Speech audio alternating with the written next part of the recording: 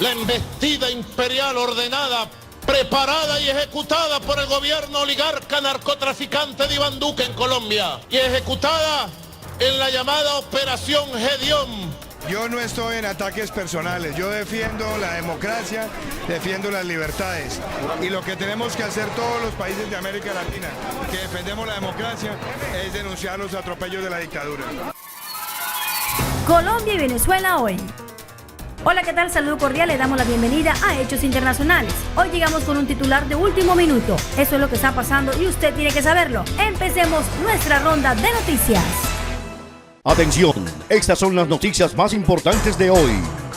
Señalan que incursión armada contra Venezuela en el 2020 fue planificada en Colombia. La Fiscalía colombiana llegó a esa conclusión tras escuchar a 3 venezolanos detenidos e imputados en entrenamiento para actividades delictivas, con lo que negoció una pena de 6 años de cárcel a cambio de que se declararan culpables y confesaran detalles de la conspiración. La llamada Operación Gedeón, en la que un grupo de personas intentó invadir a Venezuela por vía marítima en mayo de 2020, supuestamente con el fin de derrocar al presidente Nicolás Maduro, fue organizada en Colombia por 2 venezolanos, según la Fiscalía colombiana que investiga el caso, reveló la prensa local. Continuamos con más noticias de Venezuela y el mundo.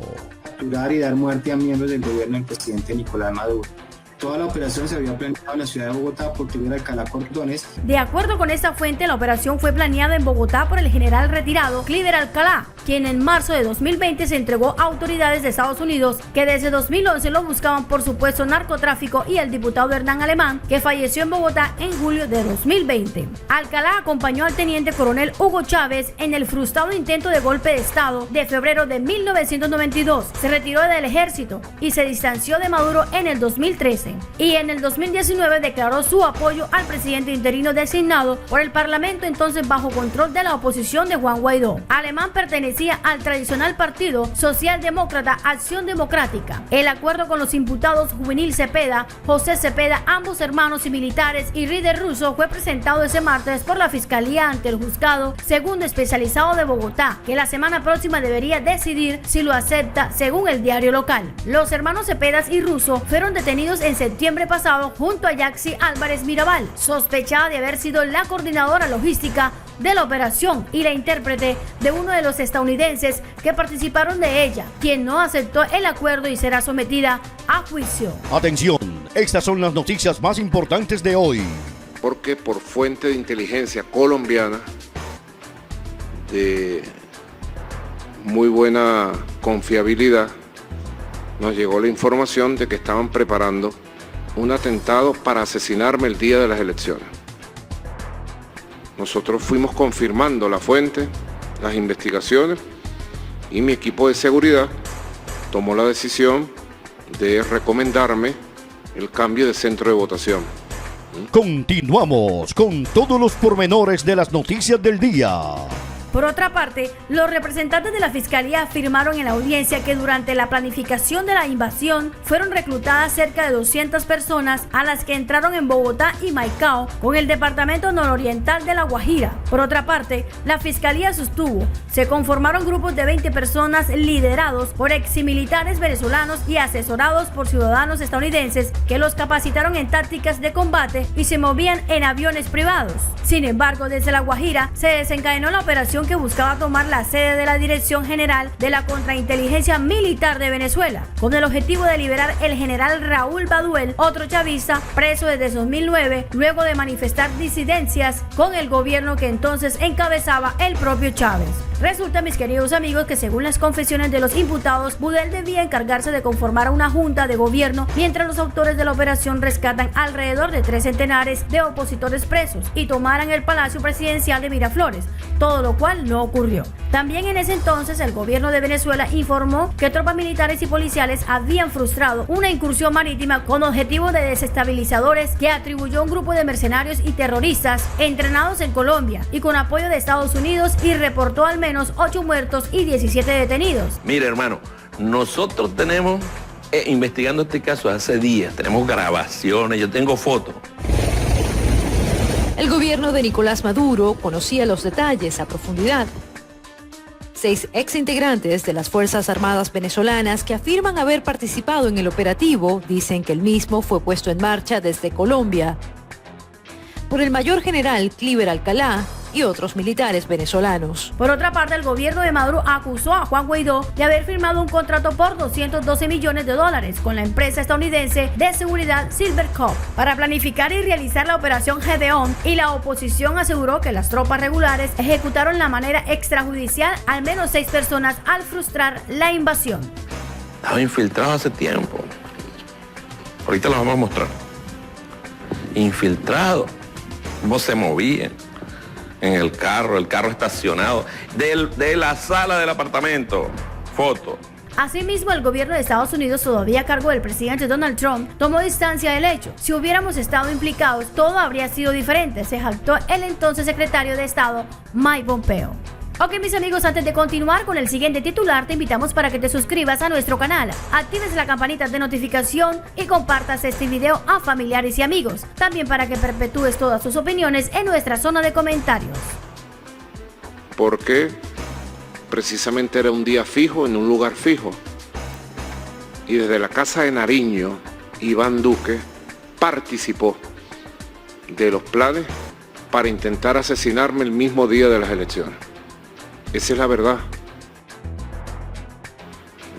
Y yo tomé mis precauciones legales con el Consejo Nacional Electoral y mis precauciones de seguridad. Todo ese asunto está en fase de investigación avanzada. Continuamos con más noticias de Venezuela y el mundo.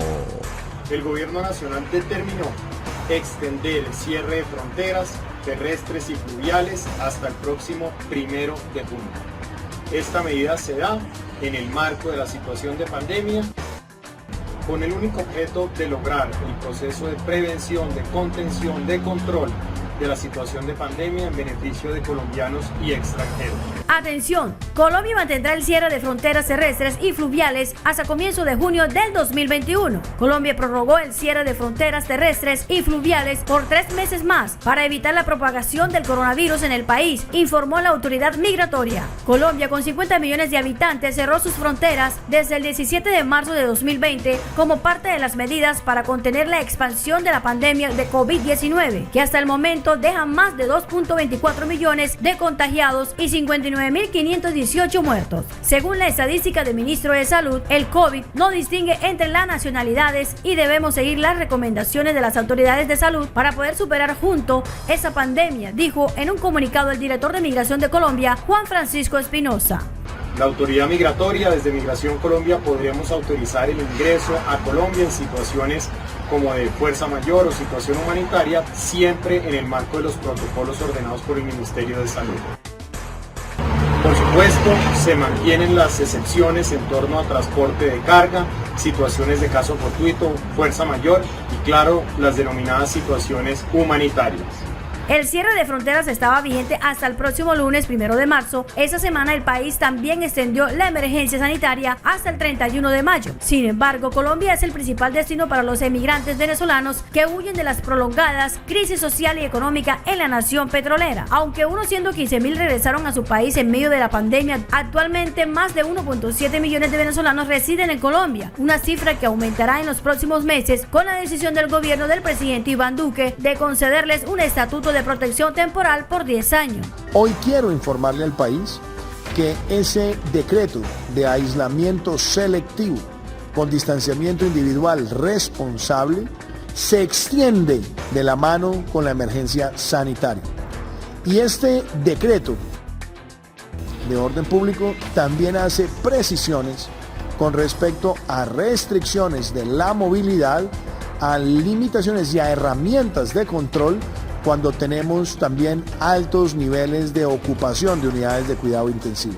Según la autoridad migratoria, pase la ampliación de la medida, continuarán vigentes excepciones como la emergencia humanitaria, el transporte de carga, los casos de fuerza mayor y la salida de ciudadanos extranjeros de forma coordinada con la autoridad migratoria. La operación Área Internacional no se afectará. Colombia reanudó los vuelos internacionales en septiembre, después de un aislamiento obligatorio de más de 5 meses. Por otra parte, el país sudamericano también abrió sus límites marítimos. Desde el 1 de diciembre, Colombia comparte fronteras terrestres y fluviales con Brasil, Perú, Ecuador, Panamá y Venezuela. Además, tiene límites marítimos con naciones centroamericanas y del Caribe como Noriega, Honduras, Costa Rica, República Dominicana, Haití y Jamaica. Ok, mis queridos amigos, ya hasta aquí toda esa información súper importante para todos ustedes. Los invitamos para que se suscriban, activen la campanita y compartan este video. Bendiciones para todos. Chao, chao.